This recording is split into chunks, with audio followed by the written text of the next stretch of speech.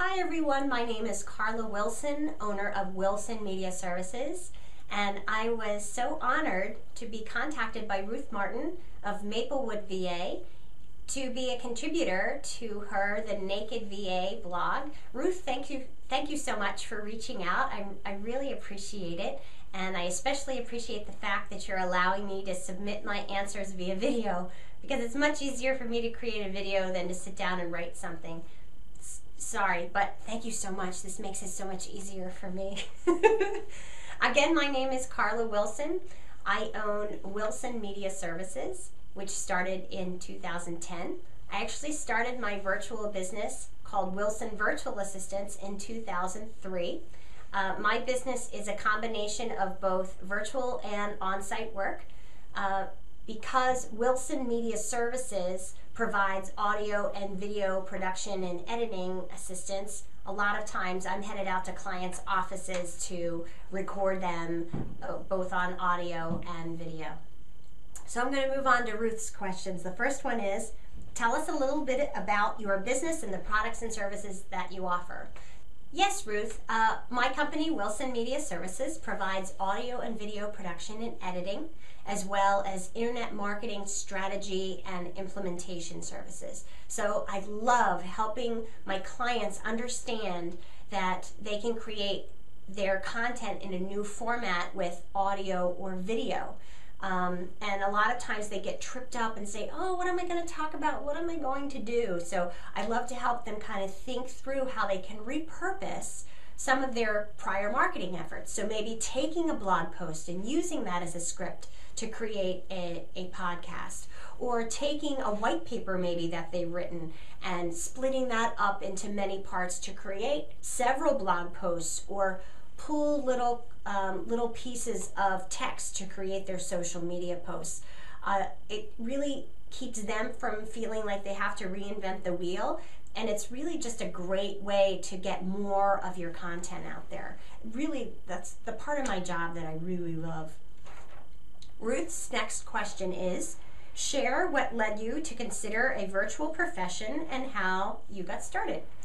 I started my first business, I guess I will say, Wilson Virtual Assistants, in 2003, after working for several different small business owners. I had been most recently working for a real estate agent and her 3 buyer's agents. I was very lucky in that she is basically a super agent, for lack of a better description. She's been selling real estate in my area for a very long time. So I was blessed to learn the real estate industry from such a pro. The problem for me was that I was running the office in such like a well-oiled machine. I felt like I was really contributing, but I felt like I wasn't being compensated for all the work I was putting in, and I was getting burned out, and it just was getting to a point where it just wasn't for me anymore. So I had begun a search on businesses that I can consider running, starting my own business. And initially I thought I would start a professional organizing business. But luckily a friend sat me down and said, you've never worked in the professional organizing business before, but you have worked for one of the biggest producers of real estate in the area. I think maybe you should consider that. And it was a huge, awesome piece of advice that he could have said to me, because I did initially start Wilson Virtual Assistants as a real estate support business. But what happened was, after a couple of years, I really just started losing my passion for it. It wasn't a lot of fun. You know, folks will say, oh yeah, the bubble burst and the economy, and I don't know. To me, that's not really an excuse. If you are a good business owner and you've got a big referral network, you can weather dips in the business. It was honestly, truly a lack of passion that I was running into. So in the fall of 2009 into 2010, I was realizing that people were using audio and video in their marketing. And it was very interesting to me, because I'd actually graduated from college with a degree in sound recording technology, My husband and I had tons of audio equipment, and so we were really excited by this, this opportunity to use the audio equipment we had, provide some niche services to entrepreneurs that are out there. And the video side of things just kind of intrigued me as well, because while we have friends that own video production companies, we knew that a lot of the video being produced out there was not being produced on a sound stage. It was being produced by handheld cameras and smartphones. So that's really my niche, is helping business owners with fast and easy audio and video production. And I'm so grateful that my business journey has brought me to here. Ruth's next question is, along the way, have you had a mentor and or sponsors to support, guide, encourage, and open doors for you? Please share your experiences. Yes, at the start of my business I did. As I previously mentioned, I did have a mentor and or sponsor in my friend who sat me down and kind of pulled me away from professional organizing and kind of pushed me into real estate. It was, while I'm not continuing to do real estate now, it was really a huge turning point for me.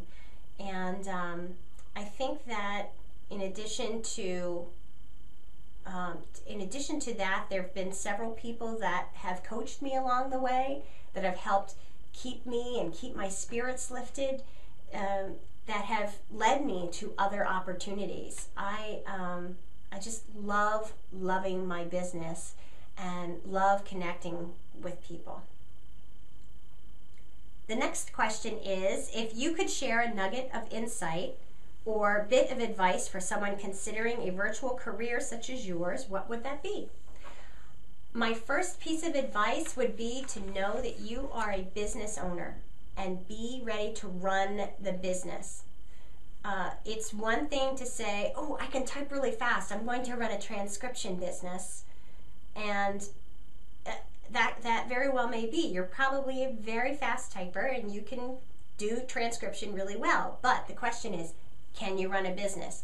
Do you know how to run a business? If you don't, you need to find people that can help you do so. So I guess this is kind of a little bit of an answer to the mentor and sponsors question. It was huge for me to find a local small business development center local to me that helped me write a business plan. It was great that my husband's then boss at the time, who was financially savvy, sat down and helped me with the financials of my business plan. I think it's important that you have people on your team to help you leverage your time, but help you also run a strong small business. For instance, I have a lawyer look over my contract every year to make sure that it's up to snuff and that I'm covered and I'm protected, because I want this business to continue. And if I don't have a solid contract that I can present to clients, those clients aren't going to hang around. And a contract is one way to protect yourself. Secondly, I will say I'm not a numbers person. So there are 2 additional people on my team that help keep me running a productive and thriving business. The first is Linda Siniscal, our colleague. Mwah. Linda, I love you, and I owe you a debt of gratitude, because I hate numbers and I hate bookkeeping, but how important is it to run invoices and get paid? It's really important. So this is why I hired Linda to be my bookkeeper and help me get the invoices sent out at the end of the month, and which means I get paid faster, which means I'm running a successful business. If it were up to me, the invoices would never get sent out. Oh, how can you run a business if you're not sending invoices? So get a bookkeeper, and then lastly, get an accountant, because if you are not a numbers person, then you are not, and you're not a tax expert, getting those income taxes done at the end of the year, you need help with that. Just pay to have it done, and then it's handled and you don't have to worry about it. So those are my pieces of advice. If you're going to be a business owner, be a true business owner and spend the money on professionals that are going to keep you in business. It will save you a lot of heartache and question marks in the future. The next question is, What bits of advice would you give to someone seeking a virtual professional such as yourself? How do they find someone they can trust to be as invested as they are in reaching their business goals? I will give you a very biased answer to this question. And I'm saying that because I currently serve, I volunteer with the International Virtual Assistants Association as its president.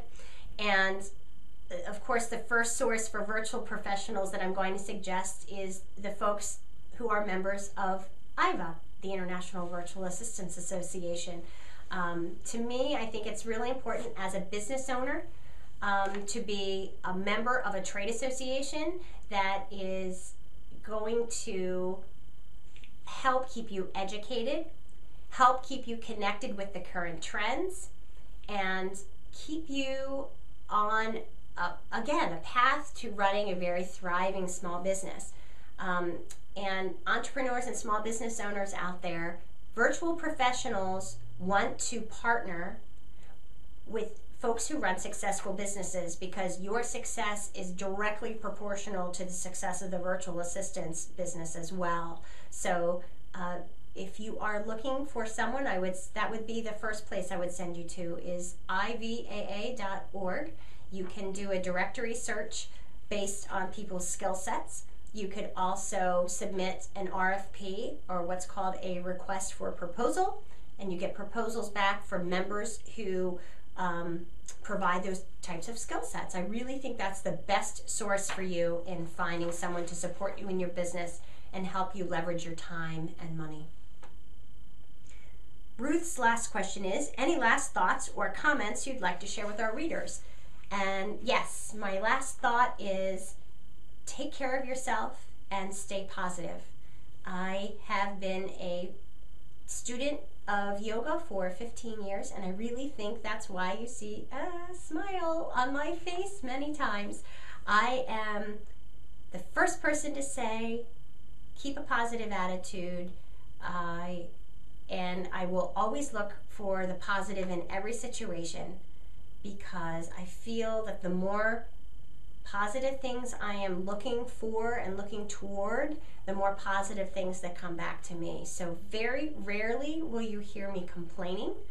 I'm trying very hard to work sarcasm out of my personality, but you can always count on me to be positive. And by taking care of yourself, I feel that yoga helps me clear my mind, keep my body healthy, and keep my spirit lifted, which then in turn, that's what I'm putting out to the world. So take care of yourself and stay positive are my last thoughts. And lastly, Ruth, again, thank you. Thank you so much. I really appreciate you reaching out and asking me to be a contributor to the Naked VA blog. I was so honored, and I really, again, appreciate you letting me submit my answers via video, because it got done a lot faster than waiting for me to write down the answers. So Ruth, thank you so much. And to everyone out there in our virtual professional industry, thank you so much for being an awesome, awesome contributor to this collaborative community that we are in. Namaste.